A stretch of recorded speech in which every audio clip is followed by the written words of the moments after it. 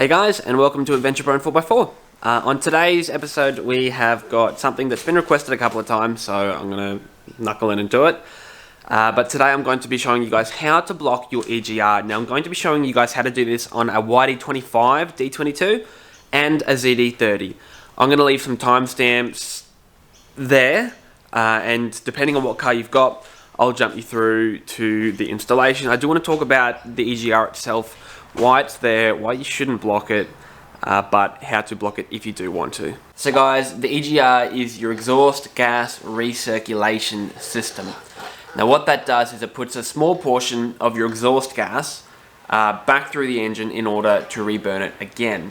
Now what that does is it ends up making a lot of soot, as we call it, and it can clog up your engines as it goes through that second time. And it's not really good for your engine. Now, when you mix that with so I have a catch can, so it's not so much an issue for me. If you don't have a catch can, when that soot mixes with the oil vapor that can circulate through your engine, it just becomes like a paste. And it clogs up your engine. So blocking your EGR is the first step to reducing that and limiting that.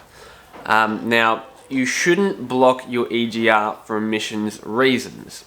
Your EGR is there for a reason. It's because of emissions restrictions. So when people make these cars, they have to abide by certain restrictions. The EGR is one of the best ways for them to curb any kind of environmental damage that the car may do. But unfortunately, that can have really negative effects for our engine health. I am an advocate for keeping your catalytic converter on your exhaust. A good high flow catalytic converter is not going to get in the way of your performance, but an EGR is going to have negative effects on your engine. And I have got mine blocked off. I've got mine blocked off at two places. That was 3. I have it blocked off at 2 places. I'm going to show you guys where. So keeping in mind that this is on a YD25 Navara, I'll show you guys the ZD30 in a second. But let's jump straight in, and I'm going to show you guys how to do it, how to block your EGR on a YD25 D22 Navara. So the first bolt that we're going to crack is just this one here. So it's just a case of putting a spanner or a socket or something over it. So that's the first one. Now the second one, I am going to use just a socket. So just using a long socket. So once it gets to that point, just loosen it off with your fingers. Like I said, there's no need to take this one all the way off.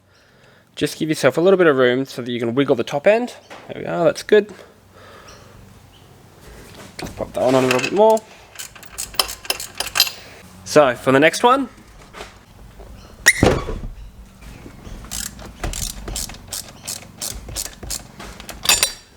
okay, so that is the top 2 off.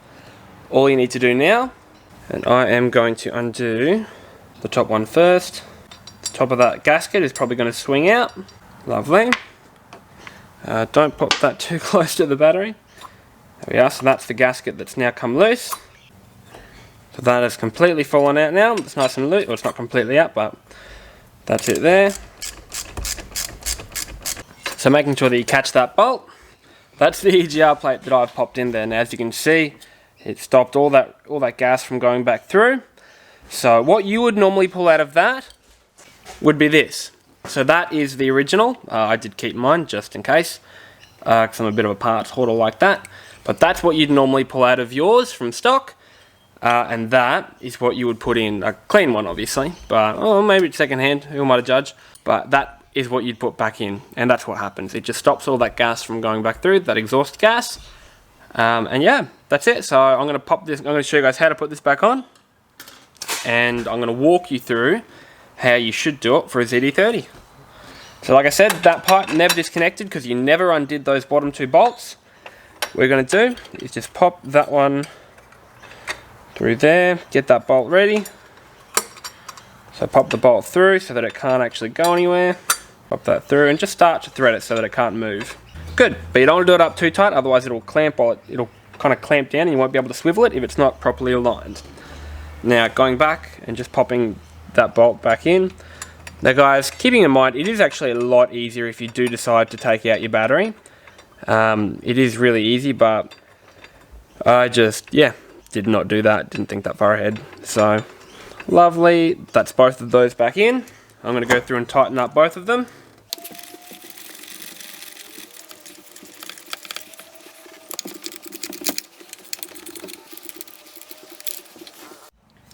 Alright, and that's everything done. So like I said, that is how you block your EGR. Like I said, easier done with the battery removed, but that's how you do it. Nice and simple. Make sure you tighten everything up nice and tight so don't get anything escaping out.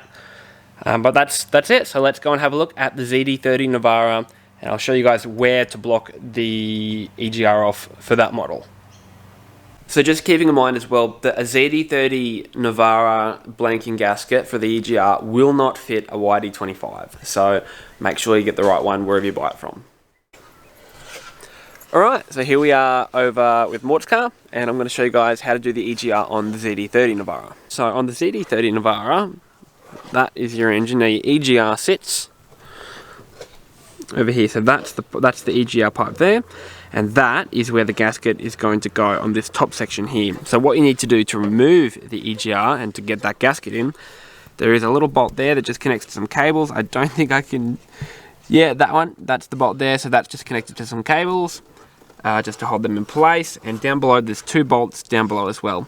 Now what you'll need is just an extension to get the top bolt. I would do an extension and put your spanner over here, extension into the bolt, and take the extension off to get the bottom one as well. If you do need to shuffle any of these cables, just feel free to do that however you need. But like I said, I wouldn't undo the bottom two, I would just loosen them off, because they can be quite hard to get on once you've got them off. So just loosen them off, and then you should be right to undo these top two. Take out the existing blanking plate, pop the new one in, and just bolt it back up. Now this one can probably be tightened a little bit. Looks like it's spewing out a little bit of black soot and crap. So you can probably I'll probably retighten that one. But that's all that you need to do to actually put the blanking plate on the ZD30 Navara. And that is where it's located. So guys, that's everything done. It really is as easy as that. It's a $7 to $15 blanking plate. Make sure you get the right one for your particular model. Nothing else needs to be done to the ECU. The ECU accepts the blanking plate. We're very lucky that these engines are pretty basic like that. They don't really care what we do, which is good for us. Like I said, it is up to you guys whether or not you want to do this mod. It is not compliant with vehicle regulations, so if you get caught with it in, it can be some pretty big fines. But like I said, I'm going to leave that up to you guys to decide and toss up the pros and cons, and that's your decision. But this is how you can do it. Thank you for watching. Don't forget to like, subscribe to the channel, follow me on Instagram, Facebook, YouTube. Hit that bell button so that you can get a notification every time I post a video. There should be quite a few videos coming out in the upcoming future. Yeah, like I said, I'll probably throw my Snapchat in the link below as well. You can follow that if you get really bored. Otherwise, thanks for watching, and I'll see you guys in the next video.